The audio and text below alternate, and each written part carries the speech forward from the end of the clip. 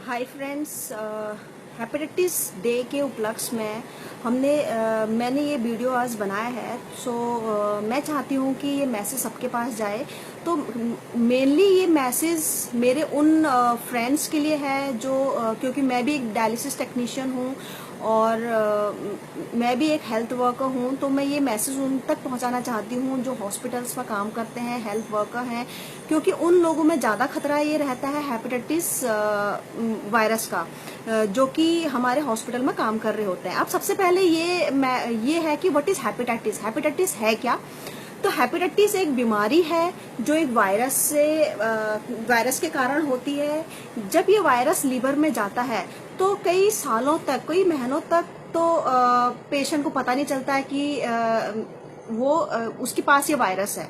But ये virus धीरे धीरे एक्टिव होता है और लीवर में एक इन्फेक्शन पैदा कर देता है, इन्फ्लामेशन हो जाता है, और जिसको कि हम लीवर सिरोसिस भी कह सकते हैं।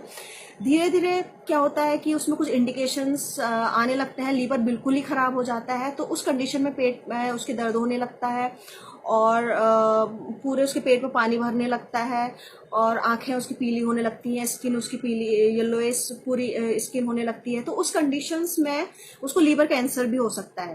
तो कम से कम अगर एक आंकड़े के अकॉर्डिंग हम देखें तो 30 करोड़ लोग आज इससे ग्रसित हैं। तो यही जो हमारे इनमें से सिर्फ 3 करोड़ पीपल को ही ये पता है कि they are suffering from hepatitis. अब इसका ट्रीटमेंट, यहाँ पर हमें डरना नहीं है। अगर हमें पता चल गया कि वी आर पॉजिटिव तो हमें डरना नहीं है, हमें इसका ट्रीटमेंट पॉसिबल है। पहले हालांकि पहले ये था कि बहुत महंगी दवाइयां हैं, कैसे इसका ट्रीटमेंट होगा, और उतना अच्छा ट्रीटमेंट इसका आया नहीं था। बट आज हमारे गवर्नमेंट ने इतना अच्छा इसका ट्रीटमेंट हो गया है कि विद इन 3 मंथ में हेपेटाइटिस सी का ट्रीटमेंट पॉसिबल है और हेपेटाइटिस बी का भी ट्रीटमेंट स्टार्ट कर देते हैं डॉक्टर, और इसका बहुत अच्छा ट्रीटमेंट है।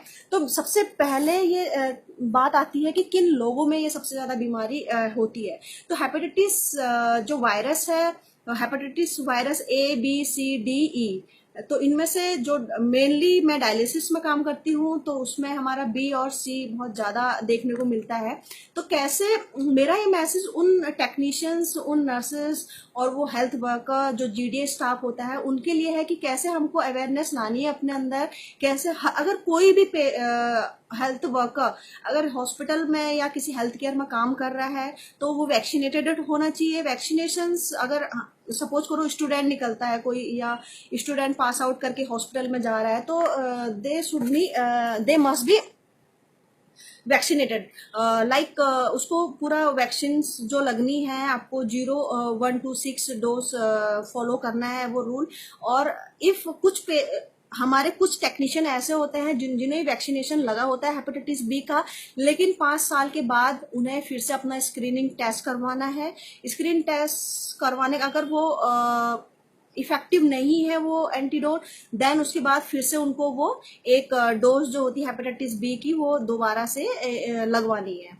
उसके साथ साथ अब मेन चीज यहाँ पर ये होती है कि किन लोगों में ज्यादा ये खतरा है। मैंने पहले ही बताया है, जो हेल्थ वर्कर होते हैं उनमें ज्यादा सबसे ज्यादा ये खतरा होता है, या किसी पेशेंट को है तो उसके जो भी उसके फैमिली वाले हैं उनको हो सकता है।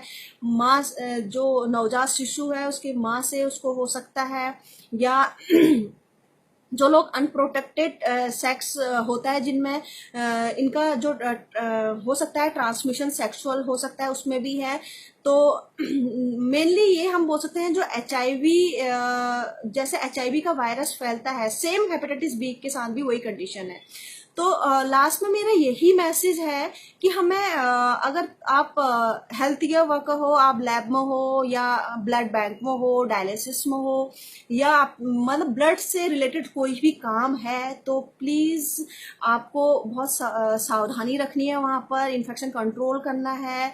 अगर कोई patient hepatitis B, C, HIV hepatitis का पेशेंट है, तो जैसे HIV के पेशेंट के साथ आप रखते हो उसी हिसाब से आपको अवेयरनेस रखनी है। ये नहीं कि उस पेशेंट को बिल्कुल आप उससे छुओ मत, ये मैं ये नहीं कह रही हूँ।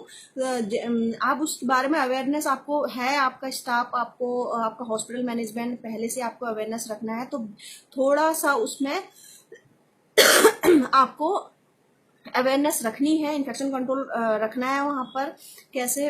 तो यही मेरा लास्ट मैसेज है आपके लिए। आपको अपने टेस्ट करवाने हैं टाइमली। स्क्रीनिंग टेस्ट आज गवर्नमेंट ने हमारे बहुत सारे स्क्रीनिंग टेस्ट फ्री में हो रहे हैं हेपेटाइटिस के, तो आप वो अपना करवाएं, वैक्सीनेशंस लें, इन्फेक्शन कंट्रोल करें डायलिसिस में। ओके, तो मेरा लास्ट में यही मैसेज है कि आप ये ज़रूर करवाएं और अपना लाइफ सेव रखें, और ट्रांसमिशन को भी आप हेपेटाइटिस के ट्रांसमिशन को भी आप बचा सकते हैं, एंड अपनी जो लाइफ है आगे शुरू कर सकते हैं। धन्यवाद। जय हिंद।